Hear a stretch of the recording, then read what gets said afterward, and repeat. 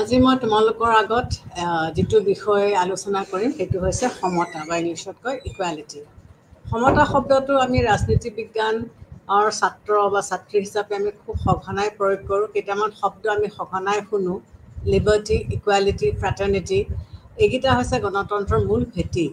আমি ভাৰতবৰ্ষৰ কথাকে কওঁ বা অন্যান্য দেশত যিবিলাক দেশত গণতন্ত্ৰ চলি আছে, এই দেশবিলাকে কি বিচাৰিছে যে সকলো মানুহে যাতে সমান সুযোগ সুবিধা পায়। গতিকে এখন সমাজ প্ৰগতিশীল কেতিয়া হ'ব, যেতিয়া সমাজত বাস কৰা সকলো ব্যক্তি, জাতি ধৰ্ম নিৰ্বিশেষে সকলো লোকে সমান ধৰণৰ ৰাজনৈতিক, অৰ্থনৈতিক আৰু সামাজিক বা সাংস্কৃতিক সুবিধাসমূহ উপভোগ কৰিব পাৰে। কিন্তু এতিয়া আমি যদি চালি জাৰি চাওঁ, তেতিয়া এটা কথা আমাৰ মনলৈ আহে যে মানুহ সঁচাকৈ সমাননে, বা সমাজে সকলোকে সমান স্বীকৃতি দিব পাৰিছেনে, বা সকলো সমাজত সঁচাকৈ সমতা আছেনে। এতিয়া অসমতা নাই এইটো আমি ক'ব নোৱাৰোঁ। অসমতা আছে কাৰণেইতো পৃথিৱীৰ ইতিহাসৰ পাত যদি আমি লুটিয়াই চাওঁ, তেতিয়া আমি কি দেখিবলৈ পাওঁ যে বিভিন্ন সময়ত বিভিন্ন ধৰণৰ বিপ্লৱ হৈছে। আমি ফৰাচী বিপ্লৱৰ কথা ক'ব পাৰোঁ, ভাৰতৰ স্বাধীনতা আন্দোলনৰ কথা আমি ক'ব পাৰোঁ, বা আমেৰিকান ৱাৰ অফ ইণ্ডিপেণ্ডেঞ্চৰ কথা ক'ব পাৰোঁ। এই যুদ্ধ বিগ্ৰহবিলাক বা এই বিপ্লৱবিলাক কিহৰ কাৰণে লাগিছিলে? এই যুদ্ধ বিগ্ৰহবিলাক এই কাৰণেই লাগিছিলে যে মানুহে কিছুমান মানুহ কিছুমান সুবিধাৰ পৰা বঞ্চিত হৈছিলে। আৰু এইটো যেতিয়া যুগ যুগ ধৰি চলি আছিলে, এইটো অকল ভাৰতীয় সমাজ বুলি নহয়, আমি ৱেষ্টাৰ্ণ কাণ্ট্ৰিজবিলাকৰ ফালে চালেও পশ্চিমীয়া দেশবিলাকতো এই অসমতাটো আমি দেখিবলৈ পাওঁ। মানুহৰ মাজত বিভাজন দেখিবলৈ পাওঁ, মানুহৰ মাজত শ্ৰেণী বিভাজন সদায় আছিলে। ভাৰতবৰ্ষত জাতিলৈ শ্ৰেণী বিভাজন হৈছিলে, অন্য ঠাইত শ্ৰেণী বিভাজন হৈছিলে।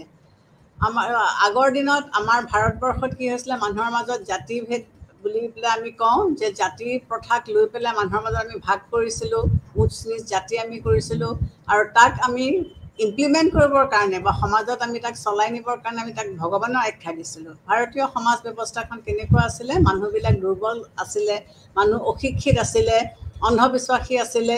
গতিকে যিহেতু শিক্ষা দীক্ষা তেওঁলোকৰ নাছিলে, গতিকে তেওঁলোকে কি কৰিছিলে, তেওঁলোকে এনেকুৱা ধৰণৰ অন্ধবিশ্বাস কিছুমানৰ ওপৰত তেওঁলোকে বিশ্বাস কৰিছিলে, যে তেওঁলোকে ভাবিছিলে যে ভগৱানে মানুহক সৃষ্টি কৰিছিলে, আৰু যিবিলাক মানুহক ভৰিৰ পৰা সৃষ্টি কৰিছিলে তেওঁলোকক আমি ক্ষুদ্ৰ বুলি কৈছিলোঁ, বা যিবিলাক মুখৰ পৰা সৃষ্টি হৈছিলে তেওঁলোকক আমি ব্ৰাহ্মণ বুলি কৈছিলোঁ। গতিকে আমি ব্ৰাহ্মণসকলক এটা উচ্চ স্থান দি থৈছিলোঁ, যিহেতু তেওঁলোকে অলপমান লিখা পঢ়া জানিছিলে বা তেওঁলোকে বেদ বেদান্ত পঢ়িব পাৰিছিলে। গতিকে তেওঁলোকক আমি এটা উচ্চ স্থান দি থৈছিলোঁ, আৰু বাকী মানুহবিলাকক যাৰ দক্ষতা আছিলে তেওঁলোকক আমি ক্ষত্ৰিয় বুলি কৈছিলোঁ, আৰু বাণিজ্য বেহা বেপাৰ চলাই নিবৰ কাৰণে এচাম মানুহক আকৌ আমি ৰাখিছিলোঁ যে তেওঁলোকে বাণিজ্য কৰিব, বেহা বেপাৰ কৰিব, কাৰণ বাকী মানুহবিলাকেতো খাব লাগিব। আৰু যিবিলাক মেনুৱেল কাম আছিলে, সেই মেনুৱেল কামবিলাক কৰিবৰ কাৰণে ক্ষুদ্ৰসকলক আমি ৰাখিছিলোঁ।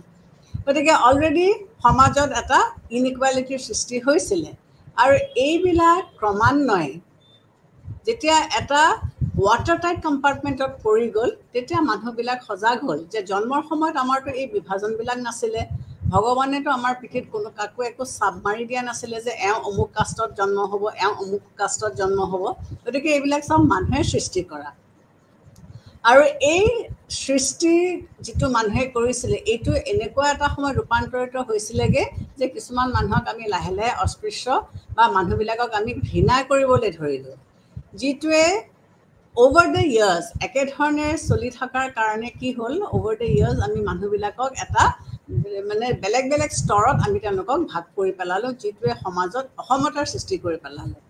ঠিক সেইদৰে আমি যদি পাশ্চাত্যৰ দেশবিলাকত চাওঁ, তাতো আমি কি দেখিম যে আমি কাৰ্ল মাৰ্ক্সৰ কথা ক'ব পাৰোঁ। কাৰ্ল মাৰ্ক্সে কি কৈছিলে যে সমাজত অসমতা আছিলে। কিয় অসমতা আছিলে? তেওঁ কৈছিল যে সমাজত দুটা শ্ৰেণীৰ লোক আছিলে।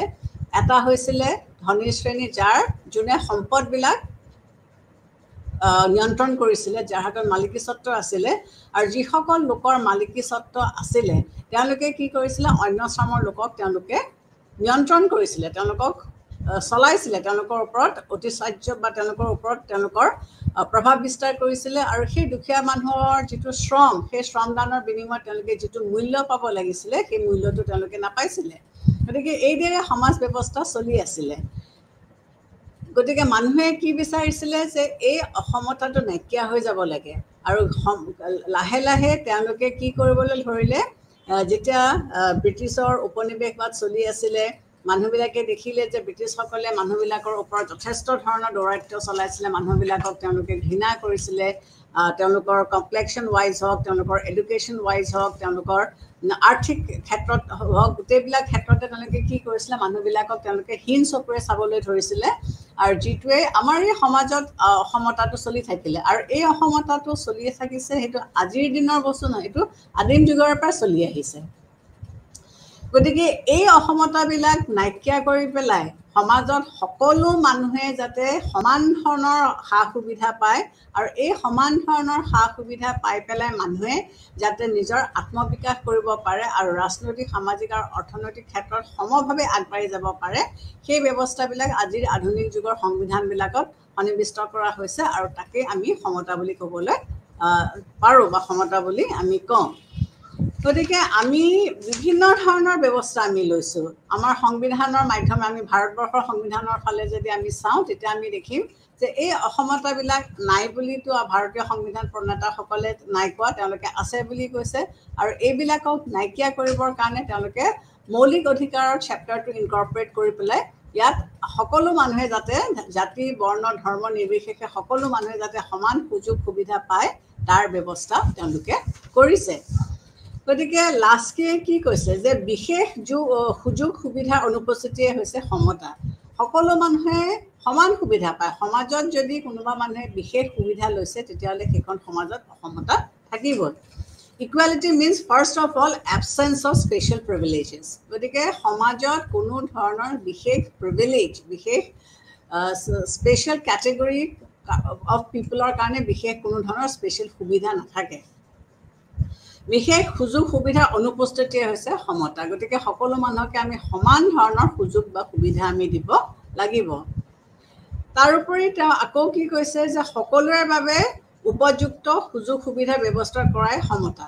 যে সকলো মানুহে যাতে সমান সুযোগ সুবিধা পাব পাৰে, তাৰ ব্যৱস্থা আমি কৰি দিওঁ, সেইটোৱে হৈছে সমতা। Equality means educate opportunities R laid open to all. সকলো মানুহে যাতে সমান সুযোগ সুবিধা পাব পাৰে, সকলোৱে সমান ধৰণে উপভোগ কৰিব পাৰে, তাকে আমি সমতা বুলি কৈছোঁ। লয়ডৰ মতে সমতাৰ অৰ্থ হ'ল সকলো মানুহকে সমান বুলি গণ্য কৰি সকলোকে সমান সুযোগ সুবিধা দিব লাগে। লয়ডে কি ক'ব বিচাৰিছে যে সকলো মানুহকে আমি সমান বুলি গণ্য কৰিব লাগে, আৰু সকলো মানুহকে আমি সমান সুযোগ সুবিধা দিব লাগে। All men are treated to be as equal and there should be equality of opportunity. সকলো মানুহকে আমি সমান বুলি ভাবিব লাগিব, আৰু সকলো মানুহে যাতে সমান ধৰণৰ সুযোগ সুবিধাসমূহ উপভোগ কৰিব পাৰে, তাৰ আমি ব্যৱস্থাও কৰিব লাগিব। আমি যদিও কওঁ যে সকলো মানুহ সমান হিচাপে জন্ম হৈছে, কিন্তু আচলতে জন্ম হওঁতে মানুহে কোনো ধৰণৰ ষ্টেটাছ চিম্বল লৈ পেলাই জন্ম হোৱা নাই। জন্ম হওঁতে সমান ঠিকেই, কিন্তু মানুহৰ মাজত আমি প্ৰকৃতি ৱাইজ তেওঁলোকৰ আমি কিছুমান বিভেদ আমি দেখিবলৈ পাওঁ। সকলো মানুহৰ আকৃতি একে নহয়। কোনোবা ওখ হ'ব, কোনোবা চাপৰ হ'ব, কোনোবা শকত হ'ব, কোনোবা ক্ষীণ হ'ব, কোনোবা ক'লা হ'ব, কোনোবা বগা হ'ব, কাৰোবাৰ চুলি চিধা হ'ব, কাৰোবাৰ চুলি কুটকুৰা হ'ব।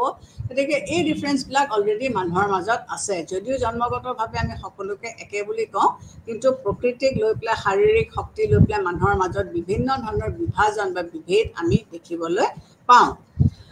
মানুহৰ মাজত থকা এই যিবোৰ সম্ভাৱনাৰ ক্ষেত্ৰত প্ৰভেদ লক্ষ্য হৈছে। গতিকে আমি এই ডিফাৰেঞ্চেছবিলাক আমি দেখিবলৈ পাইছোঁ যে মানুহক যদিও আমি জন্মগতভাৱে সকলো সমান বুলি কৈছোঁ, কিন্তু শাৰীৰিকভাৱে হওক, বুদ্ধি ক্ষেত্ৰতে হওক, বা নিজৰ শাৰীৰিক শক্তি প্ৰদৰ্শনৰ ক্ষেত্ৰতে হওক, মানুহৰ মাজত আমি কিছুমান প্ৰভেদ বা কিছুমান ডিফাৰেঞ্চ আমি দেখিবলৈ পাইছোঁ।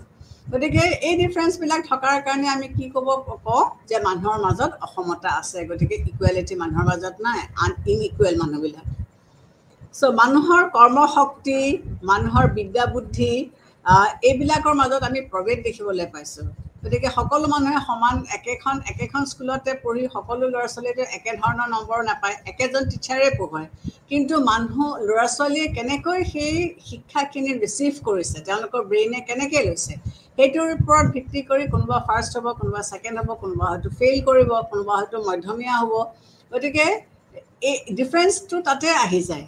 একেজন টিচাৰে একেখিনি বস্তুৱে শিকালে, একেখন কিতাপে পঢ়িলে, কিন্তু মোৰ ব্ৰেইনে বস্তুটো কেনেকৈ ৰিচিভ কৰিছে সেইটোৰ ওপৰত নিৰ্ভৰ কৰিব গতিকে আমি চেষ্টা কৰিলেও আমি কেতিয়াও সমান আমি কৰিব নোৱাৰোঁ কিছুমান মানুহক আমি দাস হিচাপে আমি ব্যৱহাৰ কৰিছিলোঁ কিন্তু তেওঁলোকতো জন্ম হওঁতে মানুহ হিচাপেই জন্ম হৈছে একে নাক চকু কাণ আছে তেওঁলোকৰ কিন্তু তেওঁলোক দাসত্বলৈ কিয় পৰিৱৰ্তিত হ'ল কিন্তু তেওঁলোকৰ ওপৰত আকৌ মাষ্টাৰ হিচাপে কিছুমান মানুহ কিয় থাকিলে বা তেওঁলোকক চাবুক কোবাই তেওঁলোকৰ ওপৰত কাম কৰিব কিয় পাৰিলে কিয়নো তেওঁলোকৰ বুদ্ধিটো কম আছিলে গতিকে যিসকল বুদ্ধিত বৃহস্পতি আছিলে ষ্ট্ৰং আছিলে তাৰমানে তেওঁলোকে কি কৰিব পাৰিছিলে এওঁলোকক খুটুৱাব পাৰিছিলে গতিকে এইটোৱে জানো সমাজ এখনত থকা ইনইকুৱালিটি নুবুজালে যে একেধৰণৰ মানুহ একেধৰণে জন্মগ্ৰহণ কৰিছে সকলোৰে তেজ ৰঙা নাক চকু কাণ চবৰে আছে কিন্তু তেওঁলোকৰ যিহেতু বুদ্ধিটো কম গতিকে কিছুমান মানুহে তেওঁলোকৰ ওপৰত তেওঁলোকৰ মাষ্টাৰগিৰি খুটুৱাব পাৰিছিলে গতিকে আমি কি কৰিব লাগিব যে সমাজত মানুহৰ মাজত আজিৰ বৰ্তমান গণতান্ত্ৰিক যুগত আমাৰ প্ৰচেষ্টাটো কি হৈছে যে আমি মানুহৰ মাজত এই যিবিলাক বৈষম্য আছে এই বৈষম্যবিলাক দূৰ কৰি পেলাই মানুহৰ মাজত আমি সমতা স্থাপন কৰিবলৈ চেষ্টা কৰিব লাগিব সমতা স্থাপন কৰিব লাগে গতিকে আমি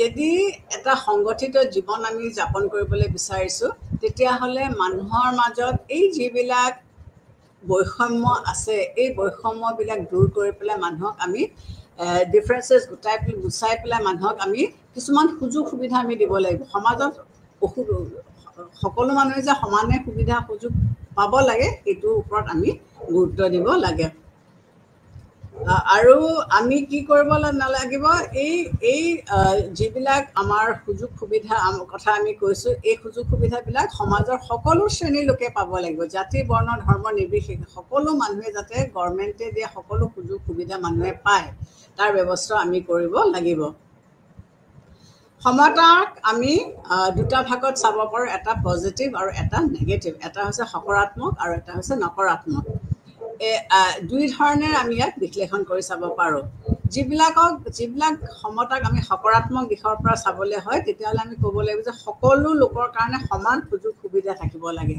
চ' পজিটিভ ইকুৱেলিটি হৈছে কি যে সমাজত থকা সকলো মানুহে সমান ধৰণে সুযোগ সুবিধা পাব লাগিব বিশেষ লোকৰ কাৰণে বিশেষ কোনো ধৰণৰ সুবিধা থাকিব নালাগিব আৰু জীয়াই থকাৰ কাৰণে সকলো মানুহকে যিবিলাক বেছিক কিছুমান অধিকাৰ আমি দিব লাগিব নিম্নতম অধিকাৰসমূহ সকলোৱে পাব লাগিব গতিকে সকাৰাত্মক বুলি ক'বলৈ হ'লে সকলো মানুহকে আমি সুযোগ কিছুমান দিব লাগিব আৰু জীয়াই থাকিবলৈ প্ৰয়োজনীয় যিবিলাক নিম্নতম সুবিধা সেই সুবিধাখিনি আমি তেওঁলোকক দিব লাগিব আৰু নকাৰাত্মকভাৱে ক'বলৈ হ'লে কোনো শ্ৰেণীৰ লোকে সমান সুযোগ পোৱাৰ পৰা বঞ্চিত হ'ব নালাগিব যদি নেগেটিভ এছপেক্টৰ পৰা আমি চাওঁ পজিটিভ এছপেক্টত কি হৈছে যে আমি সকলো মানুহকে সকাৰাত্মক দিশৰ পৰা বিশ্লেষণ কৰি চালে আমি এইটোৱে ক'ব পাৰোঁ যে সকলো মানুহকে আমি সুযোগ সুবিধা সমানে দিব লাগিব আৰু নকাৰাত্মক দিশৰ পৰা চাবলৈ গ'লে কোনো মানুহ যাতে বঞ্চিত নহয় অমুকটোৰ কাৰণেহে পালে যে বিশেষ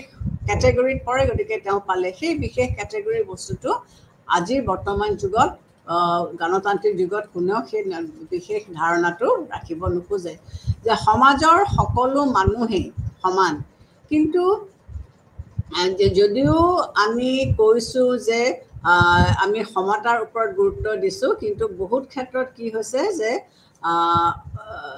মানুহে বিচাৰিছে ৰাজনৈতিক ক্ষেত্ৰতে হওক সামাজিক ক্ষেত্ৰতে হওক অৰ্থনৈতিক ক্ষেত্ৰতে হওক বা আৰ্থিক দিশতে হওক মানুহে সমতা বিচাৰিছে আৰু গভৰ্ণমেণ্টৰ ফালৰ পৰা গণতান্ত্ৰিক গভৰ্ণমেণ্টৰ ফালৰ পৰাও এই ব্যৱস্থাখিনি লোৱা হৈছে যে সকলো মানুহক আমি দিব পাৰোঁ আৰু আইন ৰচনা কৰা হৈছে আৰু সংবিধানবিলাকত অন্তৰ্ভুক্ত কৰা হৈছে বিভিন্ন ধৰণৰ আৰ্টিকেলছ যাৰ মাধ্যমেৰে আমি সকলো মানুহকে আমি বিশেষ কিছুমান সুযোগ সুবিধা দিবলৈ আমি চেষ্টা কৰিছোঁ কিন্তু এতিয়াও প্ৰচেষ্টা চলি আছে কিন্তু অসমতা এতিয়াও আছে আৰু এই অসমতাটো বিভিন্ন কাৰণত আছে যিটো মাৰ্কছে বাৰে বাৰে আমি পিছলৈ যেতিয়া মাৰ্কছৰ ইকুৱেলিটি কনচেপ্ট পঢ়িম তেতিয়া আমি গম পাম যে মাৰ্কছে কৈছে যে সমাজত অসমতাটো কিহৰ কাৰণে আছে যে ইকনমিক আয় যিটো মানে ইকনমিক আয় যিটো কৰে মানে যিটো ইকনমিক গ্ৰোথ হয় সেই গ্ৰোথটো কিন্তু সমাজৰ সকলো শ্ৰেণীৰ লোকৰে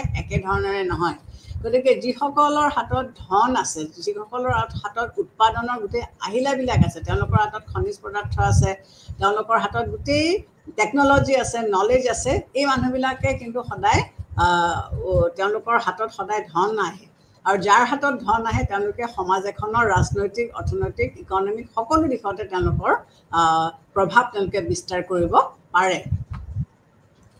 গতিকে আমাৰ সমাজত আমি কি কৰিব বিচাৰিছোঁ যে সম্পদ বা এই সকলোবিলাকৰ আমাৰ যিটো অৰ্থনৈতিক দিশ, এই অৰ্থনৈতিক দিশটোৰ কাৰণে আমাৰ কিছুমান ডিফাৰেঞ্চেছ সমাজ এখনত আহি যায়, অসমতাৰ সৃষ্টি হয়। আৰু এইবিলাকক আমি নাইকিয়া কৰিবৰ কাৰণে আমি কি কৰিছোঁ যে আজি বৰ্তমান গণতান্ত্ৰিক দেশ এখনে এইবিলাক প্ৰচেষ্টা কৰিছে। আমি আনকি আমি দূৰলৈ যাব নালাগে, গাঁও আৰু চহৰ, এই গাঁও চহৰবিলাকৰো যদি আমি এটা ষ্টাডি কৰোঁ, এটা বিশ্লেষণ কৰোঁ, তেতিয়া দেখিম যে প্ৰতিটো ক্ষেত্ৰতে গাঁও আৰু চহৰৰ মাজতো আমি অসমতা দেখিবলৈ পাওঁ।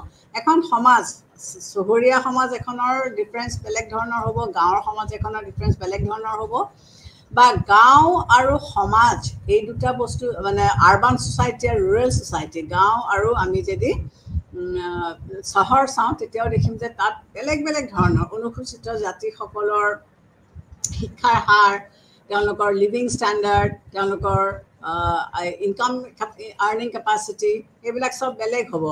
বা হিন্দু বা অন্যান্য সম্প্ৰদায়ৰ লোকৰ মাজত যদি আমি তুলনামূলক ভিত্তিত আমি এটা বিশ্লেষণ কৰি চাওঁ, তেতিয়াহ'লে দেখিম যে হয়তো তেওঁলোকৰ মাজত আকৌ সেই একেই ইকনমিক, এডুকেশ্যন, মেৰিজ, এইবিলাক লৈ পেলাই কি হ'ব, তেওঁলোকৰ মাজত বহুত ধৰণৰ ডিফাৰেঞ্চেছ থাকিব।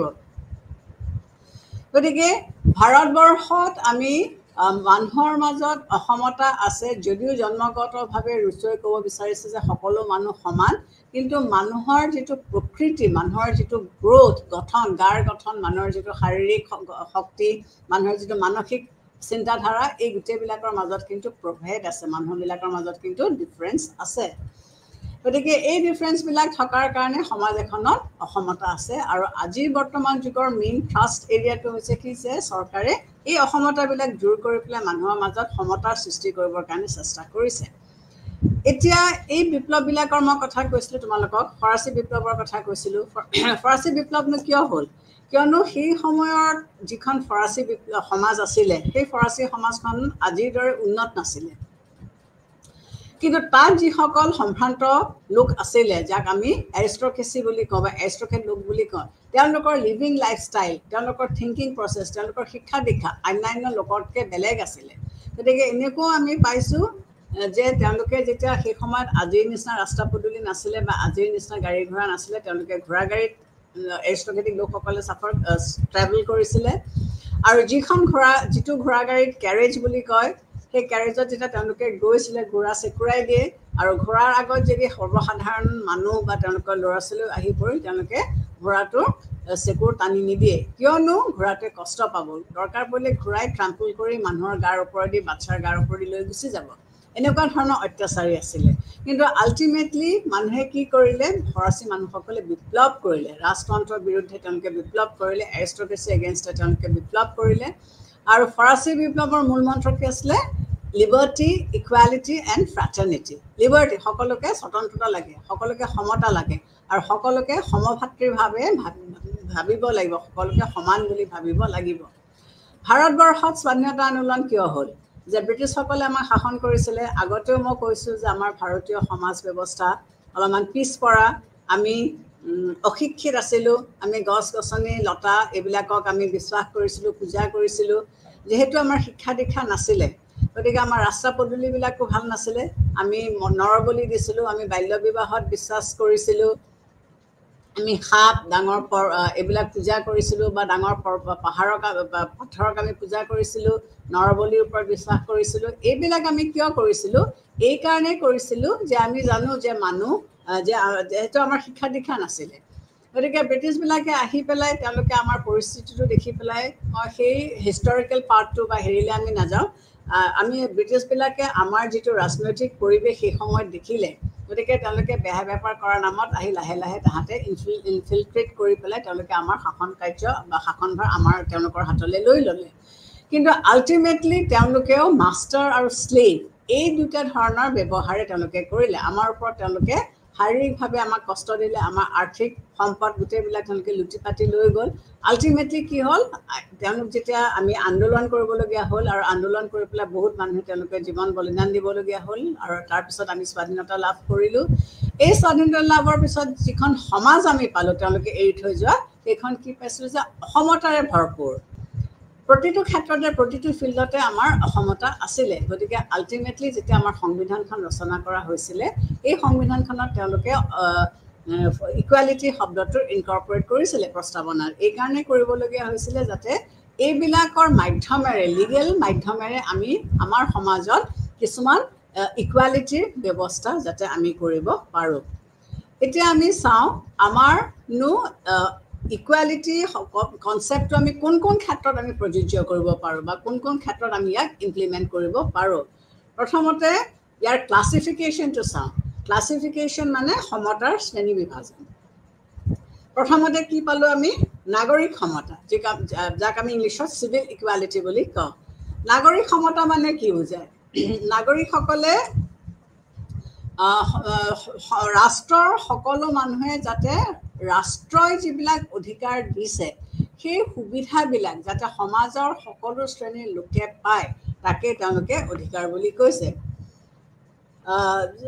সকলো নাগৰিকে সমাজে দিয়া সকলো সুবিধা যাতে উপভোগ কৰিব পাৰে তাকে চিভিল ইকুৱেলিটি বা নাগৰিক সমতা বুলি কোৱা যায় গতিকে যিখন সমাজত সকলো মানুহে সমাজে ষ্টেটে দিয়া সকলো সুবিধা উপভোগ কৰিব পাৰে তাকে সমতা থকা বা নাগৰিক সমতা পোৱা এখন সমাজ ব্যৱস্থা বুলি আমি ক'ব পাৰোঁ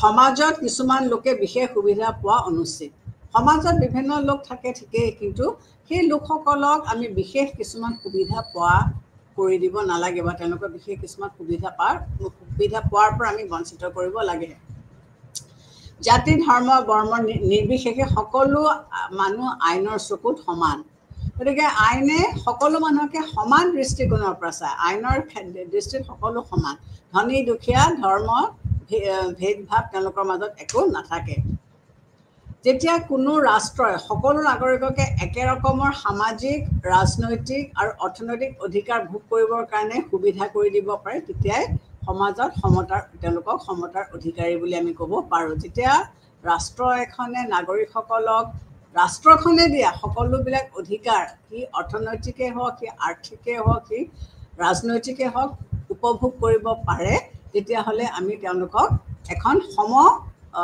সমাজত তেওঁলোকে সকলো মানুহে বসবাস কৰিছে বুলি আমি ক'ব পাৰোঁ সামাজিক সমতা ছ'চিয়েল ইকুৱেলিটি সমাজত ছ'চিয়েল ইকুৱেলিটিৰ কেতিয়া প্ৰয়োজন হয় যেনেকৈ মই অকণমান দেৰি আগতে তোমালোকক এটা উদাহৰণ ফৰাচী সমাজখনৰ বিষয়ে দিছিলোঁ আমি ভাৰতীয় সমাজ ব্যৱস্থাৰ কথাকে আমি কওঁ আমাৰ ইয়াত কি আছে জাতি প্ৰথা আছিলে এই জাতি প্ৰথা থকাৰ কাৰণে কি কৰিছিলোঁ আমি মানুহক উচ্চ নীচ জাতিত আমি ভাগ কৰিছিলোঁ কিন্তু মই আকৌ তোমালোকক প্ৰশ্ন কৰিছোঁ জন্মগতভাৱে আমি উচ্চ নীচ জাতিত জন্ম হৈছোঁনে ভগৱানে আমাৰ পিঠিত কিবা মোহৰ মাৰি দিছিলেনে যে আমি অমুক জাতিত হ'ম আমি যাৰ ঘৰত জন্ম লৈছোঁ সেই মানুহ ঘৰৰে জাতকুল আমি সকলোবোৰ জন্মগতভাৱে আমি পাইছোঁ কিন্তু এই জাতকুলবোৰ কোনে সৃষ্টি কৰিলে মানুহে সৃষ্টি কৰিলে মানুহে কিয় সৃষ্টি কৰিছিলে যদি আমি অকণমান আদিম যুগৰ ফাললৈ চাওঁ তেতিয়া আমি কি দেখোঁ যে মানুহে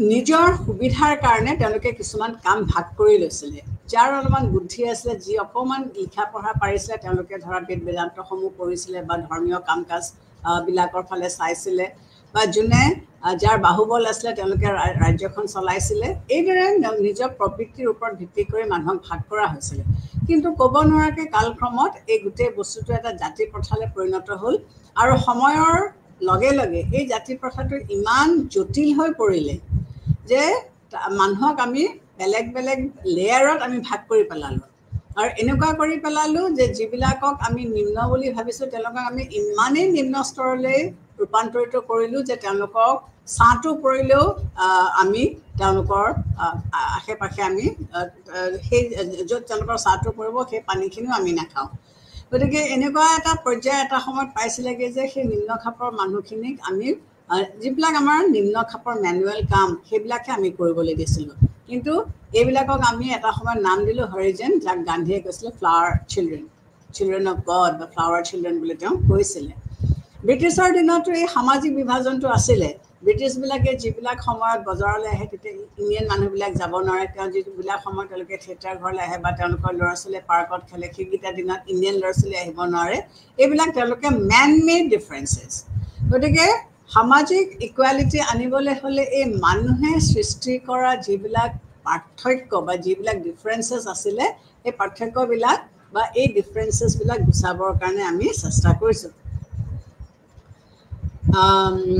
মানুহৰ মাজত সৃষ্টি হোৱা এই বিভিন্ন জাতি উপজাতিৰ মাজত থকা এই যিবিলাক প্ৰভেদ, এইবিলাকে কি কৰিছিলে, অসমতাৰ সৃষ্টি কৰিছিলে। গতিকে এই জাতি প্ৰথা ছিষ্টেমটোৱে হওক বা ব্ৰিটিছে ক্ৰিয়েট কৰা যিটো ডিভিজন হওক, এই ডিভিজনবিলাকে কি কৰিছিলে, মানুহৰ মাজত অসমতাৰ সৃষ্টি কৰিছিলে। গতিকে সমাজত সমতা প্ৰতিষ্ঠা কৰিবলৈ হ'লে আমি কি কৰিব লাগিব, জাতিৰ ভিত্তিত বা জন্মৰ ভিত্তিত মানুহৰ মাজত ডাঙৰ সৰু থাকিব নালাগিব। গতিকে এই অসমতাবিলাক দূৰ কৰিবলৈ হ'লে মানুহৰ মাজত যিটো ডাঙৰ সৰু ভেদভাৱৰ সৃষ্টি হৈছিলে, এই ডাঙৰ সৰু ভেদভাৱবিলাক আমি গুচাই নাইকিয়া কৰিব লাগিব। গতিকে আমাৰ যিখন ভাৰতীয় সংবিধান, এই ভাৰতীয় সংবিধানতো সামাজিক সমতা স্থাপন কৰাৰ ব্যৱস্থা কৰা হৈছে। এই সংবিধানত আমাৰ যিবিলাক মৌলিক অধিকাৰ সন্নিৱিষ্ট কৰা হৈছে, এই মৌলিক অধিকাৰৰ মাধ্যমেৰে আমি কি কৰিছোঁ, সমতা প্ৰতিষ্ঠা কৰিবৰ কাৰণে চেষ্টা কৰিছোঁ। জাতিৰ ভিত্তিত মানুহৰ মাজত কোনো ধৰণৰ উচ নিচ থাকিব নোৱাৰে। আৰ্টিকেল 18 সুস্পষ্টভাৱে কৈছে যে কোনোবা মানুহে যদি অস্পৃশ্যতা পালন কৰা দেখা গৈছে, তেতিয়াহ'লে তাক সাংবিধানিকভাৱে শাস্তি দিব পৰা যাব। বা সমাজত সকলো মানুহকে আমি সমান সুযোগ সুবিধা দিছোঁ।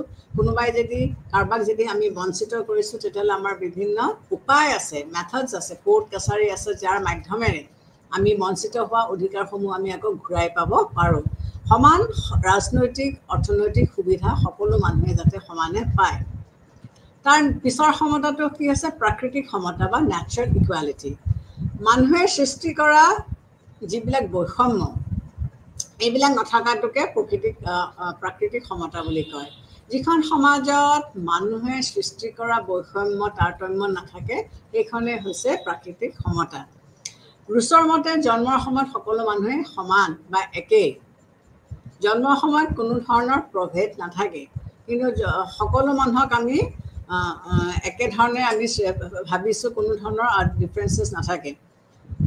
কিন্তু জন্মৰ সময়ৰ পৰা যিহেতু মানুহৰ সমান, সেয়েহে সকলো মানুহৰ সমান সুযোগ সুবিধা পোৱাটো প্ৰয়োজন। গতিকে জন্মত মানুহ একেধৰণে সুযোগ সুবিধা লৈ জন্মগ্ৰহণ কৰিছে, আৰু ৰুছৰ মতে যিহেতু কোনো ধৰণৰ তাৰতম্য নাই, গতিকে মানুহে সমান সুযোগ সুবিধা পাব লাগে। কিন্তু যদিও আমি কওঁ, কিন্তু প্ৰকৃততে সেইটো সম্ভৱপৰ হয় জানো? মানুহটো সমান নহয়। গতিকে মানুহৰ মাজত আমি কিছুমান তাৰতম্য দেখিবলৈ পাওঁ। প্ৰথম কথা হৈছে কি, মাইকী মানুহ বা মতা মানুহ এনেকৈ বুলি ক'বলৈ গ'লে আমি কি দেখিবলৈ পাওঁ যে ফিজিকেলি তেওঁলোকৰ মাজত আমি ডিফাৰেঞ্চ দেখিবলৈ পাওঁ। মতা মানুহবিলাক ফিজিকেলি মাছ ষ্ট্ৰংগাৰ, তেওঁলোকে কিছুমান কঠোৰ কাম কৰিব পাৰে, যিটো ধৰা মাইকী মানুহসকলে কৰিব নোৱাৰে। বা মানুহৰ মাজত মতা মাইকী আমি বাদ দিলোঁ, মানুহ বুলি হিচাপে যদি ধৰোঁ, তেতিয়াহ'লে প্ৰত্যেক মানুহৰ মাজতো তেওঁলোকৰ বিদ্যা, তেওঁলোকৰ বুদ্ধি, তেওঁলোকৰ শাৰীৰিক শক্তি বা তেওঁলোকৰ সৌন্দৰ্য বা কৰ্মদক্ষতা আদিত আমি বিভিন্ন প্ৰভেদ আমি দেখিবলৈ পাওঁ। গতিকে প্ৰত্যেকটো ক্ষেত্ৰতে জন্মগতভাৱে সকলো সমান বুলি ক'লেও এইবিলাক ক্ষেত্ৰত, বিদ্যাৰ ক্ষেত্ৰতে হওক, বুদ্ধিৰ ক্ষেত্ৰতে হওক, শাৰীৰিক শক্তিৰ ক্ষেত্ৰতে হওক, কৰ্মদক্ষতাৰ ক্ষেত্ৰতে হওক, মানুহৰ মাজত আমি কি দেখিবলৈ পাওঁ, মানুহৰ মাজত আমি প্ৰভেদ দেখিবলৈ পাইছোঁ। গতিকে প্ৰকৃতিয়ে সৃষ্টি কৰা অসমতাক সহ্য কৰিবলৈ মানুহ অভ্যস্ত। যিবিলাক ডিফাৰেঞ্চ প্ৰকৃতিয়ে সৃষ্টি কৰিছে, সেইবিলাক মানুহে সহ্য কৰি ল'ব। কিন্তু মানুহে সৃষ্টি কৰা অসমতা সহ্য কৰিবলৈ মানুহে টান পায়। নেচাৰে যিটো ডিফাৰেঞ্চ ক্ৰিয়েট কৰিছে মানুহৰ মাজত, সেইটো মানুহে স্বীকাৰ কৰি লয়। কিন্তু যিটো মানুহে সৃষ্টি কৰিছে, মানুহৰ মাজত মানুহৰ পৰা সৃষ্টি হৈছে, সেইটো মানুহে মানি ল'বলৈ টান পায়। গতিকে মানুহৰ মাজত সৃষ্টি হোৱা বৈষম্য নাথাকিলে প্ৰাকৃতিক সমতা থকা বুলি আমি ক'ব পাৰিম। গতিকে মানুহে যিবিলাক বৈষম্যৰ সৃষ্টি কৰিছে, এই বৈষম্যবিলাক নাথাকিলে তেতিয়া আমি কি ক'ব পাৰিম যে এখন সমাজত সমতা আছে, প্ৰাকৃতিক সমাজত সমতা আছে। গতিকে প্ৰকৃতিয়ে মানুহক সমানভাৱে সৃষ্টি কৰিছে বুলি ক'লেও যদি আমি ভালকৈ বিশ্লেষণ কৰি চাওঁ, তেতিয়া আমি কি দেখিম যে মানুহৰ মাজত কিছুমান পাৰ্থক্য বা মানুহৰ মাজত কিছুমান ডিফাৰেঞ্চেছ থাকিবই। তাৰপিছতে আহিলে ৰাজনৈতিক equality, political equality. Political equality বুলি কওঁতে আমি কি বুজোঁ যে ৰাজনৈতিক ক্ষেত্ৰত যিবিলাক সুযোগ সুবিধা পাব লাগে, সেই গোটেই সুযোগ সুবিধাখিনি মানুহক দিব লাগে।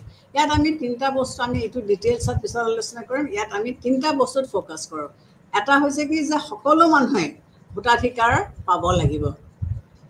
চৰকাৰে কাৰোবাক যদি কিবা বিশেষ কাৰণত বাধা দিছে ভোট দিবৰ কাৰণে, সেইটো বেলেগ কথা। আদাৰৱাইজ 18 বছৰ হোৱাৰ লগে লগে, প্ৰাপ্তবয়স্ক হোৱাৰ লগে লগে সকলো নাগৰিকে ভোটাধিকাৰ পাব লাগিব।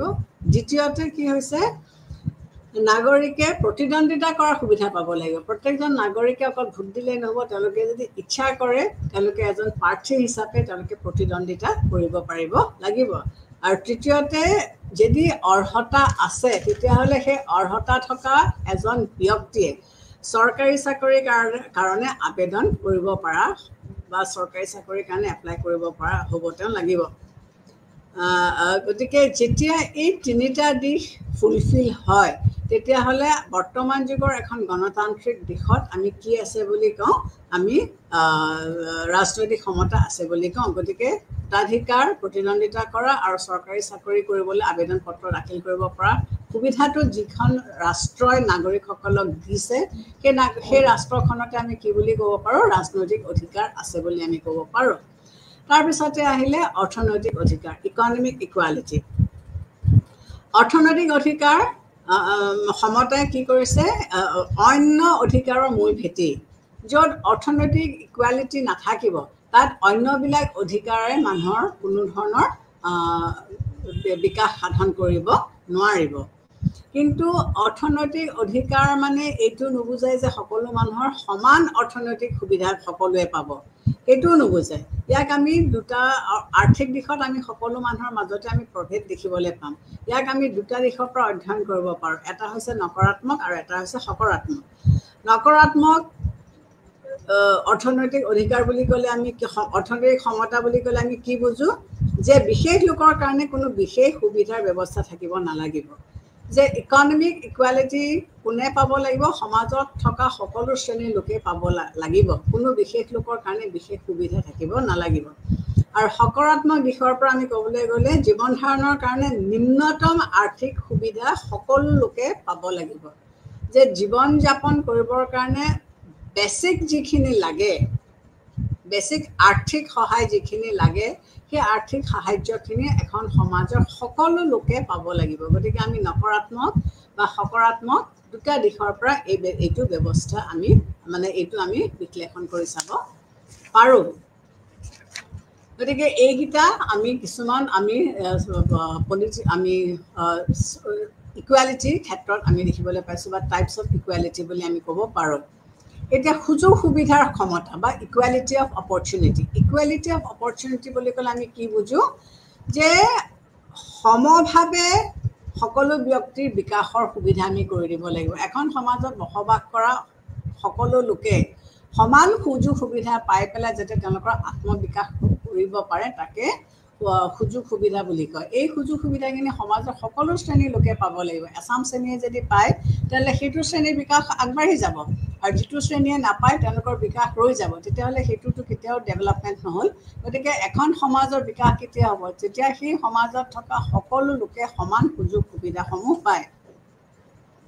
গতিকে সমান সুবিধাৰ অধিকাৰ লাভ কৰা উপযুক্ত ব্যৱস্থা এখন সমাজে কৰি দিব লাগিব। গতিকে ইকুৱেলিটি অফ অপৰচুনিটি, সমান সুযোগ সুবিধা সকলো মানুহকে আমি দিব লাগিব।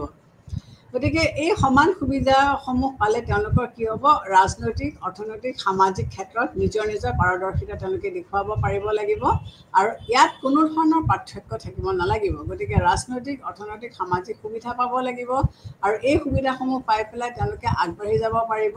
তেতিয়াহ'লে এখন সমাজত কোনো ধৰণৰ তাৰতম্য বা কোনো ধৰণৰ বৈষম্য নাথাকিব। প্ৰত্যেক মানুহে নিজৰ প্ৰতিভা আৰু পৰাদৰ্শসমূহ বিকাশৰ বাবে নিজৰ পচন্দৰ বৃত্তি যিয়ে সমাজৰ কৰিব পাৰিব লাগিব, যিটোৱে সমাজৰ মংগল সাধন কৰিব পাৰে আৰু তাত কোনো ধৰণৰ অন্তৰায় থাকিব নালাগিব। গতিকে নিজৰ নিজৰ পচন্দ অনুযায়ী তেওঁলোকে যদি কাম কৰি যাব পাৰে, তাত কোনো ধৰণৰ ডিফাৰেঞ্চেছ নাথাকে, তেতিয়াহ'লে সেইখন সমাজত সমতাও থাকিব, সমান সুবিধা মানুহে পালে আৰু সেইখন সমাজৰ তেতিয়াহ'লে বিকাশো হ'ব। অৰ্থনৈতিক বৈষম্য বা বিশেষ সা সুবিধা বিশেষ গুৰুত্বপূৰ্ণ বস্তু নহয়। যে এখন সমাজ এখন আগবাঢ়ি যাবলৈ হ'লে আমি অকল অৰ্থনৈতিক সুবিধা পালেই যে মানুহখিনি আগবাঢ়ি যাব সেইটো নহয়। এখন সমাজৰ বিকাশ কেতিয়া হ'ব বা সমান সুযোগ সুবিধা কেতিয়া পাব, যেতিয়া বাসস্থান, নিৰাপত্তা, জনস্বাস্থ্যৰ সুৰক্ষিত সুশিক্ষাৰ ক্ষেত্ৰত জনসাধাৰণে সমান সুবিধা পায়। গতিকে এখন সমাজৰ বিকাশ কেতিয়া হ'ব, যেতিয়া নিজৰ বাসস্থান বা নিৰাপত্তা বা জনস্বাস্থ্য বা সুশিক্ষাৰ ক্ষেত্ৰত যদি সমান সুযোগ সুবিধা পায়, তেতিয়াহ'লেহে আমি এখন সমাজক অসমতাৰ পৰা দূৰ কৰি ৰাখিব পাৰোঁ। এইকেইটাৰ ওপৰত আমি বেছি গুৰুত্ব দিব লাগিব। গতিকে অৰ্থনৈতিক বৈষম্য বা বিশেষ সা সুবিধাৰ বিষয়ে বিশেষ গুৰুত্বপূৰ্ণ হয় বুলি আমি ইয়াত নকওঁ। এতিয়া প্ৰাকৃতিক আৰু সামাজিক অসমতা, এই অসমতাবিলাক আমি কি হৈছে আমি দেখিব আমাৰ সমাজত আমি পাইছোঁ। নেচাৰেল ৱে এখন সমাজত ডিফাৰেঞ্চেছ আছে, প্ৰকৃতিয়ে মানুহক বেলেগ কৰি তোলা নাই, কিন্তু সৃষ্টি হওঁতে সমাজত এনেকুৱা ধৰণে মানুহৰ সৃষ্টি হৈছে যে আমি পুৰুষ বা মহিলাৰ কথাকে কওঁ। পুৰুষ বা মহিলাৰ ক্ষেত্ৰত আমি কি দেখিবলৈ পাইছোঁ যে পুৰুষসকল শাৰীৰিকভাৱে ষ্ট্ৰং, তেওঁলোকক কাম কাজবিলাকে তেনেকৈ ভাগ কৰি দিয়া হৈছে। মহিলাসকলক সৰুৰে পৰাই কি শিকোৱা হৈছে, ছোৱালীক যে তেওঁলোকে ঘৰ দুৱাৰ ৰন্ধা বঢ়া এই কামবিলাকৰ ওপৰত তেওঁলোকক দায়িত্ব দিয়া হৈছে, তেওঁলোকে এই কামবিলাক কৰিব লাগিব। আৰু মতা মানুহটোৰ কাম হৈছে কি যে সি বাহিৰলৈ গৈ ধন উপাৰ্জন কৰি ঘটি আনি ঘৰৰ সদস্যসকলক সি লালন পালন কৰিব লাগিব। এতিয়া আমি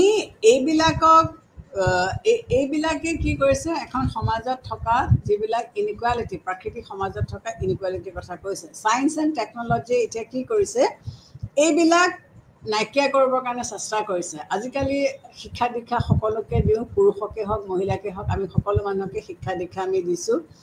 কিন্তু এইবিলাক শিক্ষা দীক্ষা পায়ো কিন্তু আমাৰ যিবিলাক ফিজিকেল ডিফাৰেঞ্চেছ আছে বা তাৰতম্য আছে, এই ফিজিকেল ডিফাৰেঞ্চেছবিলাকক কিন্তু আমি এতিয়াও নাইকিয়া কৰিব আমি পৰা নাই। কাৰণ সকলো মানুহৰ সমৰ্থ একে নহয়। কিছুমান মানুহ আছে যিসকলৰ আকৃতি, প্ৰকৃতি আৰু বুদ্ধি বৃত্তি আনতকৈ বেলেগ। ছায়েন্স এণ্ড টেকন'লজিয়ে বহুতবিলাক বস্তু মানুহৰ পৰা নাইকিয়া কৰি পেলাই মানুহক সমান কৰিবৰ কাৰণে চেষ্টা কৰিছে, কিন্তু সেইটো বেছিকেলি হৈ উঠাগে নাই। গতিকে কিছুমান মানুহে কষ্ট বেছি কৰিব পাৰে, যোনে কষ্ট বেছি কৰিব পাৰে তেওঁলোকে জীৱনত সুখ সুবিধাবিলাক বেছি উপভোগ কৰিব পাৰিব। যোনে কষ্ট বেছি কৰিব নোৱাৰে তেওঁলোকৰ কিছুমান অসুবিধা সদায়ে থাকিব। কিন্তু যিবিলাক সামাজিক ব্যৱধান, এই সামাজিক ব্যৱধান কিন্তু মানুহৰ সৃষ্টি।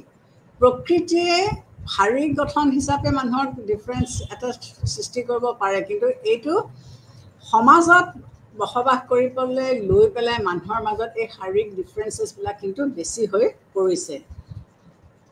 সৰহভাগ মানুহে কিন্তু কি হৈছে, বঞ্চিত হৈছে বা তেওঁলোকক কি কৰিছে, লুণ্ঠন কৰিছে। কোনে লুণ্ঠন কৰিছে? মুষ্টিমেয় কেইজনমান ব্যক্তি। এই মুষ্টিমেয় ব্যক্তিকেইজন কোন? এই মুষ্টিমেয় ব্যক্তিকেইজন হৈছে তেওঁলোকৰ হাতত কিছুমান বিশেষ ক্ষমতা আছে। এই বিশেষ ক্ষমতাবিলাক তেওঁলোকে ক'ৰ পৰা পাইছে?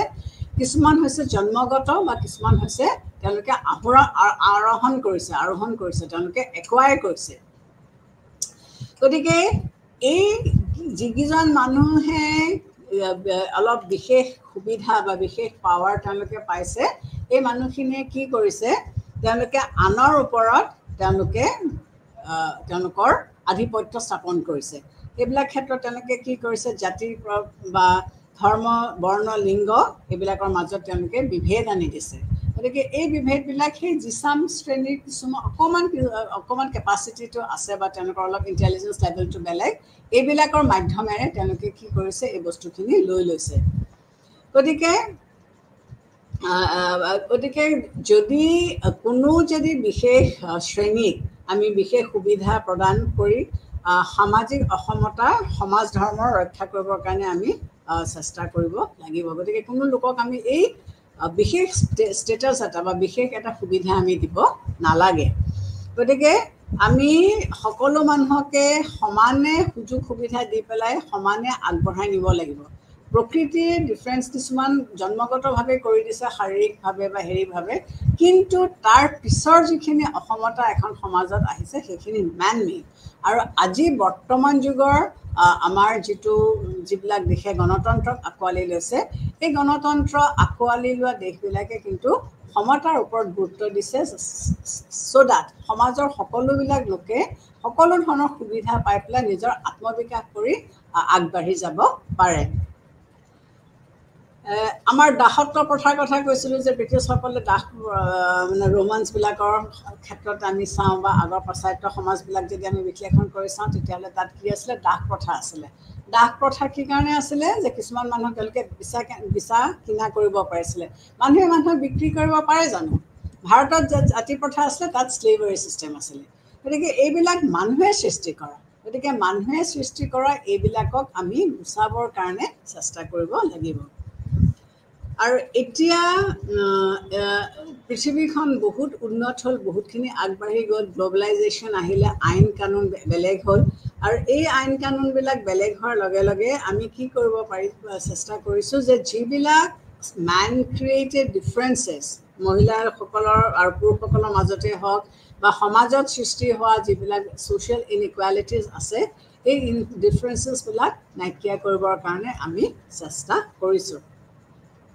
গতিকে মই অকণমান দিয়াৰ আগতে আৰু এটা অধিকাৰৰ কথা কৈছিলোঁ যে ৰাজনৈতিক অধিকাৰ মানে কি বুজায় যে সকলো নাগৰিককে কিছুমান অধিকাৰ দিব লাগিব এই অধিকাৰ ৰাজনৈতিক অধিকাৰ যদি জনসাধাৰণে নাপায় তেতিয়াহ'লে কি হ'ব তেওঁলোকৰ আত্মবিকাশ নহয় সুবিধা অধিকাৰ কিয় লাগে মানুহে কিছুমান সুবিধা পায় চৰকাৰৰ পৰা যিবিলাকক উপভোগ কৰি পেলাই তেওঁলোকৰ আত্মবিকাশ কৰিব পাৰে এতিয়া এখন চৰকাৰ যেতিয়া গঠন কৰা হয় তাত মানুহৰ সেই থাকিব লাগিব মই চৰকাৰ গঠন কৰিবৰ কাৰণে মোক সুযোগ দিব লাগিব চৰকাৰৰ যদি কিবা এটা বেয়া দেখোঁ তেতিয়াহ'লে মই মাত মাতিব পাৰিব লাগিব গতিকে আমাৰ যিটো ভোটাধিকাৰ এই ভোটাধিকাৰৰ মাধ্যমেৰে আমি চৰকাৰক সমৰ্থন কৰিছোঁ বা আমি চৰকাৰক সমৰ্থন কৰা নাই গতিকে চৰকাৰে যদি ভাল কাম কৰে তেতিয়াহ'লে আকৌ পিছৰ নিৰ্বাচনতো তেওঁলোকক ভোট দি পেলাই আমি জয়যুক্ত কৰিম যদি চৰকাৰে ভাল কাম কৰা নাই তেতিয়াহ'লে পিছৰ নিৰ্বাচনত তেওঁলোকক আমি ভোট নিদিওঁ গতিকে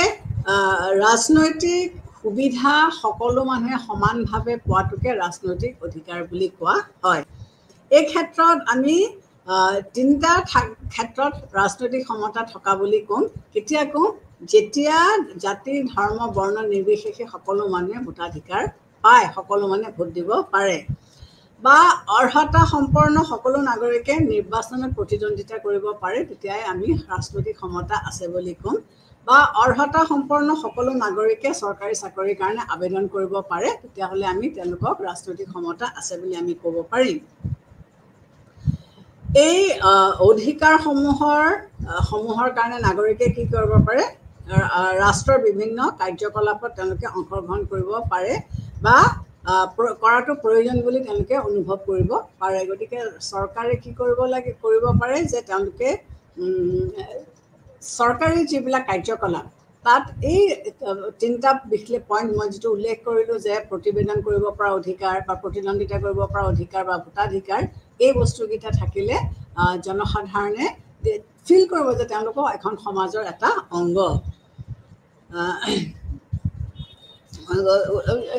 যিবিলাক পাৰ্থক্য কথা আমি কৈছোঁ এইবিলাক দূৰীকৰণ কৰাটোৱে হৈছে তেওঁলোকৰ মেইন লক্ষ্য বা সামাজিক সমতা ছ'চিয়েল ইকুৱেলিটি বুলি কওঁতে মই আগতে কৈছোঁ যে আমাৰ সমাজত অসমতাৰে ভৰপূৰ ভাৰতীয় সমাজ ব্যৱস্থা বা আমি পাশ্চাত্যৰ সমাজখনৰ ফালে চালেও আমি কি দেখিবলৈ পাওঁ যে ইয়াত আমি কিছুমান উচ নিচ আমি দেখিবলৈ পাওঁ মানুহে মানুহক বিক্ৰী কৰে মানুহে মানুহক দাস হিচাপে ৰাখে দাসত্ব প্ৰথা আছে জাতি প্ৰথা আছে এইবিলাকে কি কৰিছে আমাৰ সমাজত থকা মানুহৰ মাজত বিভাজনৰ সৃষ্টি কৰিছে গতিকে সংবিধান মাধ্যমেৰে আমাৰ সংবিধানৰ যিটো ফাণ্ডামেণ্টেল ৰাইটছ পাৰ্ট 3 বা পাৰ্ট 4ত যিটো ডাইৰেক্টিভ প্ৰিন্সিপালছ আছে এই প্ৰিন্সিপালছবিলাকৰ মাধ্যমেৰে আমি কি গুচাবলৈ চেষ্টা কৰিছোঁ যে এই যিবিলাক পাৰ্থক্য আছে এই পাৰ্থক্যবিলাক গুচাই পেলাই আমি মানুহৰ মাজত সমতা আৰু ইকুৱালিটি আমি স্থাপন কৰিবৰ কাৰণে চেষ্টা কৰিব লাগে ইকনমিক ইকুৱালিটি এইটো এটা অন্যান্য অধিকাৰৰ এইটো এটা মূল ভেটি যদি এখন সমাজত ইকনমিক ইকুৱালিটি নাথাকে তেতিয়াহ'লে এখন সমাজত কেতিয়াও উন্নতি হ'ব নোৱাৰে বা কোনো মানুহৰ মাজত বিকাশ হ'ব নোৱাৰে কিন্তু ইকনমিক ইকুৱালিটি মানে এইটো নুবুজায় যে সকলো মানুহৰ আৰ্থিক অৱস্থা একে হ'ব মানুহৰ মাজত প্ৰভেদ থাকিব আৰু এই প্ৰভেদৰ মূল কাৰণ হৈছে অৰ্থনীতি সমাজত যিখিনি মানুহৰ হাতত সম্পদ সম্পত্তি আৰু আয় ক্ষেত্ৰত প্ৰভেদ থাকে তেনে সমাজতে অসমতা থাকে গতিকে অসমতা ইকনমিক অসমতা কেতিয়া থাকিব যেতিয়া মানুহৰ মাজত সম্পদ মানুহৰ মাজত সম্পত্তি আৰু আয় এই তিনিটা বস্তুৰ মাজত যেতিয়া প্ৰভেদ থাকিব তেতিয়াই কি হ'ব এই ডিফাৰেঞ্চেছবোৰ থাকিব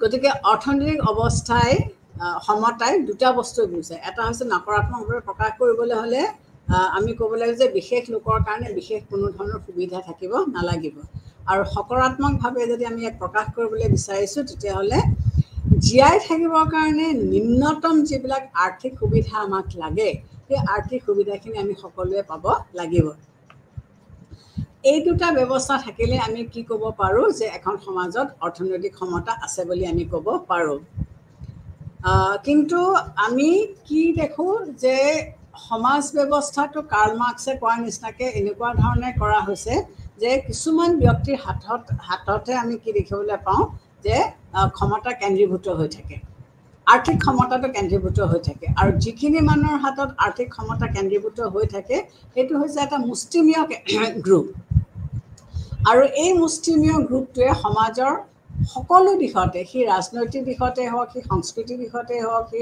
অৰ্থনৈতিক দিশতে হওক সকলো দিশতে ই প্ৰভাৱ বিস্তাৰ কৰিব পাৰে গতিকে আৰু এইটো আজিৰ নহয় যুগ ধৰি এইটো চলি আহিছে কাৰ্ল মাৰ্ক্সেও কৈছে যে আৰ্থিক সম্পদ যাৰ হাতত আছে সেই সমাজখন সদায় চলাই আহিছে আৰু অকল চলাই অহাই নহয় সেই সমাজখনক সদায় শোষণ কৰি আহিছে গতিকে সমতা আনিবলৈ হ'লে এই আৰ্থিক যিটো কণ্ট্ৰল এচাম লোকৰ হাতত আছে সেইটো নাইকিয়া কৰি ষ্টেট অন কৰি দিলেহে সকলো মানুহে ইয়াৰ সমান সুযোগ সুবিধাবোৰ পাব আৰু এটা সমতাৰ বিষয়ে আমি আলোচনা কৰিব পাৰোঁ বা আৰু এটা দিশ আমি পৰ্যবেক্ষণ কৰিব পাৰোঁ সেইটো হৈছে সমতা আৰু নাৰীবাদ ইকুৱালিটি এণ্ড ফেমিনিজম নাৰীবাদ এই শব্দটো আজিকালি খুব ঘনাই আমি শুনো যে নাৰীবাদ বুলি ক'লে কি বুজায় এতিয়া মই অলৰেডি কৈছোঁ যে জন্মগতভাৱে মানুহ সমান বুলি আমি সদায় ক'বলৈ চেষ্টা কৰিছোঁ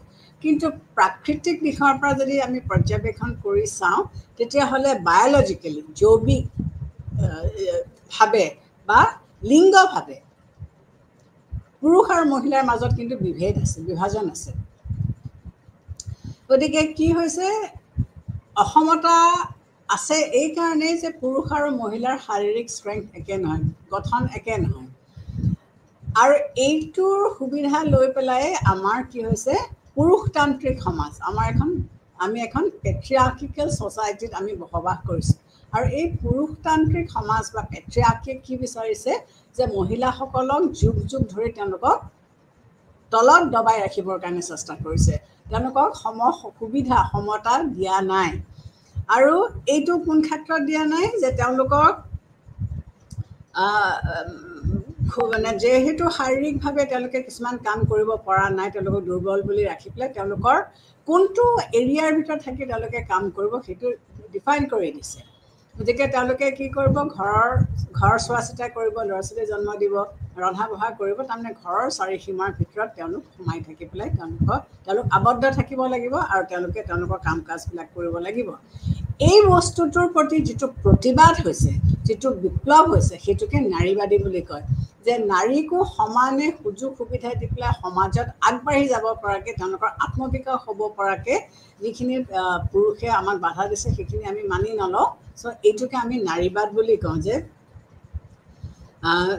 পুৰুষ আৰু মহিলাৰ মাজত যিবিলাক সম অধিকাৰৰ বাবে ৰাজনৈতিক হওক আন্দোলন বা কৰা হৈছে তাকে আমি নাৰীবাদ বুলি আমি কৈছোঁ নাৰীবাদে কি বিশ্বাস কৰিছে ফেমিনিষ্টসকলে কি বিশ্বাস কৰিছে যে পুৰুষ আৰু মহিলাৰ মাজত প্ৰাকৃতিকভাৱে কিছুমান অসমতা থাকিব পাৰে ঠিকেই কিন্তু বেছিভাগ অসমতাই আমি কি কৰিব পাৰোঁ সমাজে সৃষ্টি কৰি পেলাইছে আৰু এইবিলাক আমি অপ্ৰয়োজনীয় বুলি ভাবিছোঁ যিসকলে নাৰীবাদৰ ওপৰত গুৰুত্ব দিছে তেওঁলোকে কৈছে যে সমাজত থকা আমাৰ যিখিনি ডিফাৰেঞ্চেছ এই ডিফাৰেঞ্চেছখিনি কিন্তু আমি নাইকিয়া কৰিব পাৰোঁ আৰু পুৰুষ আৰু মহিলাক আমি সন্মানজনকভাৱে দুয়োকে সমান জীৱন যাপন কৰাৰ ব্যৱস্থা কৰি দিব লাগে গতিকে নাৰীবাদৰ মেইন লক্ষ্যটো হৈছে কি যে পুৰুষতান্ত্ৰিক সমাজ এখনে যিবিলাক বৈষম্যৰ সৃষ্টি কৰিছে এই বৈষম্যবিলাক দূৰ কৰি পেলাই নাৰী আৰু পুৰুষক সকলোকে সমান সুযোগ সুবিধা দি পেলাই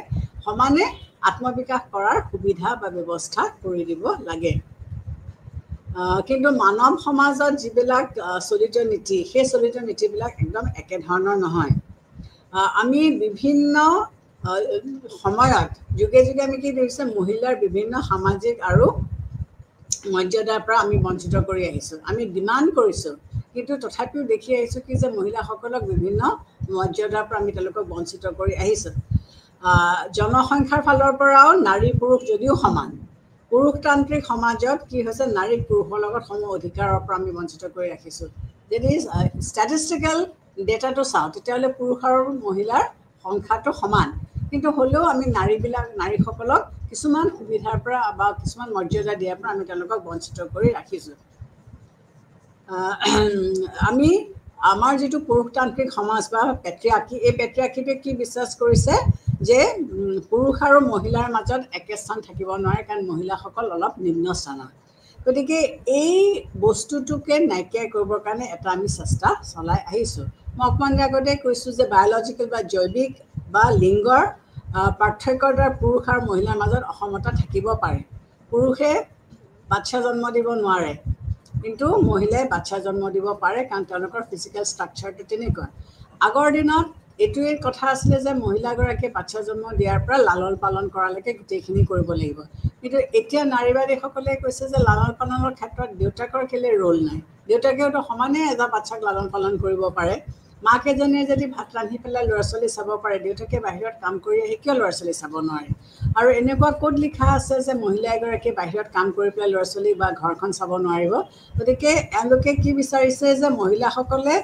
মাতৃ হোৱাৰ লগে লগে তেওঁলোকে যিবিলাক দায়িত্ব গ্ৰহণ কৰি আহিছে সেই একেধৰণৰ দায়িত্ববিলাক পুৰুষসকলেও কিন্তু গ্ৰহণ কৰি আহিব পাৰে বা কৰিব লাগিব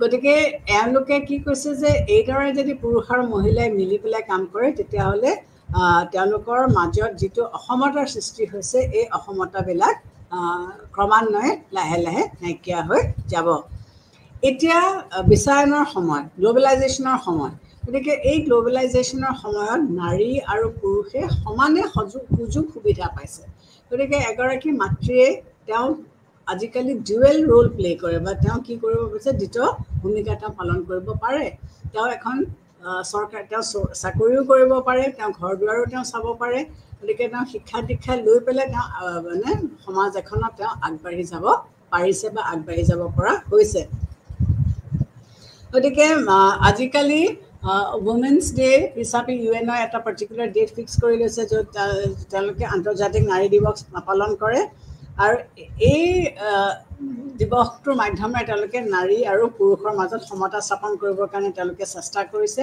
গতিকে নাৰী আৰু পুৰুষৰ মাজত যি পাৰ্থক্য আছে বা যি ডিফাৰেঞ্চ আছে এই পাৰ্থক্যসমূহ বা এই ডিফাৰেঞ্চসমূহ তেওঁলোকে নাইকিয়া কৰিবৰ কাৰণে চেষ্টা কৰিছে গতিকে নাৰী আৰু পুৰুষে সমানে কাম কৰে আৰু আজি যদি আমি চাওঁ আমাৰ আগত বহুতো এক্সাম্পলছ আছে য'ত মহিলাসকল আৰ্মিত জইন কৰাৰ পৰা দেশ চলোৱালৈকে সকলো ধৰণৰ দায়িত্ব তেওঁলোকে পুৰুষৰ সৈতে কান্ধ মিলাই তেওঁলোকে আগবাঢ়ি যাব পাৰিছে গতিকে নাৰীবাদী বুলি ক'লে সমতাৰ ক্ষেত্ৰত আমি কি এটা বিচাৰি পাইছোঁ যে পুৰুষ আৰু মহিলা তেওঁলোকৰ মাজত আমি কোনো ধৰণৰ তাৰতম্য বা কোনো ধৰণৰ ডিফাৰেঞ্চেছ আমি আনিব নালাগে গতিকে নাৰীবাদীয়ে ভাৱধাৰাটোৱে এইটোৱে বুজাব বিচাৰিছে বা এইটোৱে ক'ব বিচাৰিছে যে প্ৰাকৃতিকভাৱে আমাৰ নাৰী আৰু পুৰুষৰ মাজত কিছুমান ফিজিকেল ডিফাৰেঞ্চেছ থকাটো স্বাভাৱিক বা আছে কিন্তু সেইটো অভাৰকাম কৰি পেলাই পুৰুষ আৰু মহিলাৰ সৈতে আমি সমভাৱে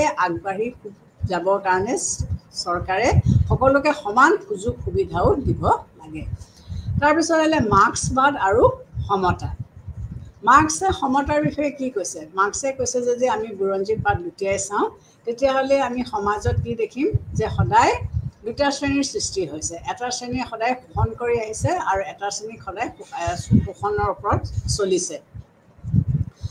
মাৰ্ক্সবাদৰ মূল অৰ্থ হৈছে যে অৰ্থনৈতিক ভিত্তিত এখন সমাজৰ মাজত কিছুমান পাৰ্থক্য সদায় থাকে। সমাজত অসমতা কিয় হয়? কাৰণ ইকনমিক কণ্ডিশ্যনছটো এখন সমাজৰ সদায় ষ্টেবল নহয় আৰু সমাজত থকা সকলো মানুহে সমান আৰ্থিক সুবিধা নাপায়। সমাজত যিবিলাক আমাৰ উৎপাদনৰ আহিলা আছে, এই উৎপাদনৰ আহিলাবিলাক মুষ্টিমেয় কেইজনমান ব্যক্তিৰ হাততহে পৰে।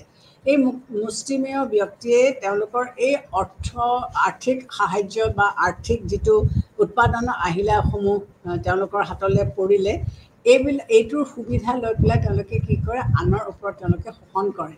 গতিকে তেওঁ হেভছ এণ্ড হেভ নটছ দুটা শ্ৰেণীৰ কথা কৈছিলে যে হেভছ মানে যাৰ হাতত মালিকী স্বত্ব আছে।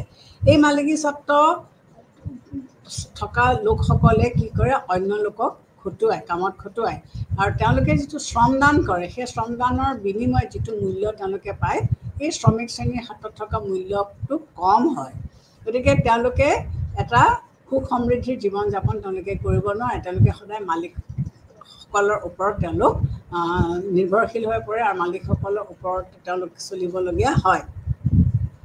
গতিকে আমি যিবিলাক সম্পদৰ কথা কৈছোঁ, তেল, খনিজ সম্পদ বা বনজ সম্পদ, এইবিলাক মালিকী স্বত্বৰ সদায় পুঁজিপতিসকলৰ হাততে থাকি গ'ল। এই পুঁজিপতিসকলে যিহেতু এই সম্পদবিলাক তেওঁলোকে নিয়ন্ত্ৰণ কৰিলে, গতিকে তেওঁলোকে কি কৰে? তেওঁলোকে এখন দেশৰ তেওঁলোকৰ হাততো অৰ্থটো আহি গ'ল। এইখিনি সম্পদ তেওঁলোকৰ হাতত থকাৰ লগে লগে তেওঁলোকৰ হাতলৈ অৰ্থ আহি গ'ল আৰু অৰ্থ আহি যোৱাৰ লগে লগে তেওঁলোকৰ এখন দেশৰ সাংস্কৃতিক বা ৰাজনৈতিক ক্ষেত্ৰতো তেওঁলোকে প্ৰভাৱ পেলাব পাৰে। গতিকে অৰ্থনৈতিক ক্ষমতাটোৱে হৈছে কি ৰাজনৈতিক ক্ষমতাৰ এটা প্ৰধান ভেটি। গতিকে যিসকল ৰাষ্ট্ৰই আইন আৰু নীতি প্ৰণয়নত তেওঁলোকে কি কৰিছে? প্ৰভাৱ পেলায়। গতিকে যিসকলে মালিকী স্বত্ব যাৰ হাতত আছে তেওঁলোকে ৰাজনৈতিক বা অৰ্থনৈতিক ক্ষেত্ৰত তেওঁলোকৰ প্ৰভাৱ চলে আৰু তেওঁলোকে গোটেই দেশখনৰ শাসন দায়িত্বটো তেওঁলোকৰ হাতলৈ লৈ লয় আৰু বাকীখিনি লোকে খালি তেওঁলোকক কেৱল ফল' কৰিবহে লাগে। গতিকে দেশৰ যিটো গণতান্ত্ৰিক চৰকাৰৰ ওপৰত তেওঁলোকে প্ৰভাৱ বিস্তাৰ কৰে। গতিকে এই লোকসকলে যাৰ হাতত মালিকী স্বত্ব আছে, এইটো আজিৰ নহয়, যুগৰ পৰা আমি দেখি আহিছোঁ যে সমাজৰ সকলো লোকে আৰ্থিক সাহায্য সমানে নাপায়। কিছুমান লোকে সম্পদ তেওঁলোকৰ হাতলৈ আনি ল'ব পাৰে আৰু সম্পদটো তেওঁলোকৰ হাতলৈ অহাৰ কাৰণে তেওঁলোকে কি কৰিছে? কিছুমান সুযোগ সুবিধা তেওঁলোকে সদায় উপভোগ কৰি আহিছে।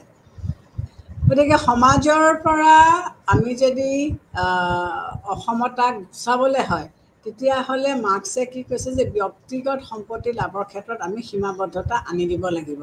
গতিকে যেতিয়ালৈকে মানুহৰ হাতত ব্যক্তিগত সম্পত্তি থাকিব তেতিয়া পুঁজিবাদী চলি থাকিব আৰু যেতিয়ালৈকে পুঁজিবাদী চলি থাকিব তেতিয়াহ'লে কি হ'ব? এখন সমাজত সদায় ধনী আৰু দুখীয়া শ্ৰেণী সদায় থাকিব, এই বিভাজনটো সদায় থাকিব আৰু সমাজত অসমতা সদায়ে থাকিব।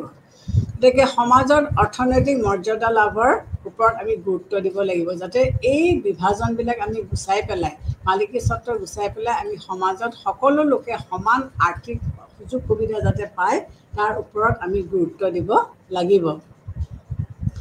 অৰ্থনৈতিক সমতাই সমাজৰ অন্যান্য ক্ষেত্ৰতো সমতা প্ৰতিষ্ঠা কৰিব বুলি আমি ভাবোঁ যে অৰ্থনৈতিক সমতা গুচাই পেলাই আমি সকলোকে যদি সমানে সুযোগ সুবিধা দিওঁ তেতিয়াহ'লে অন্য ক্ষেত্ৰতো আমি সমাজত কি কৰিব পাৰিম? সমতা বিস্তাৰ কৰিব পাৰিম। গতিকে কাৰ্ল মাৰ্ক্সৰ কথাটো হৈছে কি যে যুগ চলি অহা যিটো প্ৰচেছ, সেই প্ৰক্ৰিয়াটোত কি হৈছে যে সমাজত সদায় দুটা শ্ৰেণী হৈ যায়, কাৰণ এচামৰ হাতত মালিকী স্বত্ব থাকে, এচামৰ হাতত নাথাকে আৰু নথকাসকলে সদায় দাসত্বত ভুগিবলগীয়া হৈছে। গতিকে এইবিলাক আমি গুচাব লাগিব। গতিকে আজিৰ পাঠ্যক্ৰমৰ পৰা আমি সমতাৰ বিষয়ে অধ্যয়ন কৰোঁতে এইটোৱে আমি পাইছোঁ যে সমাজত অসমতা বিভিন্ন কাৰণত সৃষ্টি হ'ব পাৰে, কিন্তু আজিৰ বৰ্তমান যুগৰ যিবিলাক গণতান্ত্ৰিক দেশ, এই গণতান্ত্ৰিক দেশবিলাকে কি কৰিব বিচাৰিছে? তেওঁলোকৰ সংবিধানৰ মাধ্যমেৰে তেওঁলোকে বিভিন্ন ধৰণৰ সমতা প্ৰতিষ্ঠা কৰিবৰ কাৰণে চেষ্টা কৰিছে। গতিকে এখন দেশৰ উন্নতি বিকাশ কৰিবলৈ হ'লে সমাজত থকা সকলো মানুহে ৰাজনৈতিকেই হওক, অৰ্থনৈতিকেই হওক, সামাজিকেই হওক, সাংস্কৃতিকেই হওক, সকলো মানুহে সমানে সুযোগ সুবিধা পাব লাগিব। এছাম লোক যদি বঞ্চিত হয় তেতিয়াহ'লে তেওঁলোকক আমি অন্যৰ সৈতে সমান বুলি আমি ক'ব নোৱাৰোঁ। যেতিয়া এখন সমাজত কিছুমান বিশেষ শ্ৰেণীৰ লোকে বিশেষ কিছুমান সুবিধা পায় আৰু অন্যান্য শ্ৰেণীৰ লোকসকলে এই সুবিধাসমূহ নাপায়, তেতিয়াহ'লে আমি কি ক'ম যে এওঁলোক বঞ্চিত লোক আৰু সেইখন সমাজতে অসমতা সদায়ে থাকিব। গতিকে এখন সমাজৰ বিকাশ হ'বলৈ হ'লে সমাজৰ সকলো লোককে আমি সমান সুযোগ সুবিধা দিব লাগিব আৰু তাৰ বাবে গণতান্ত্ৰিক দেশবিলাকত সংবিধানে এই প্ৰচেষ্টাসমূহ লৈছে। Thank U.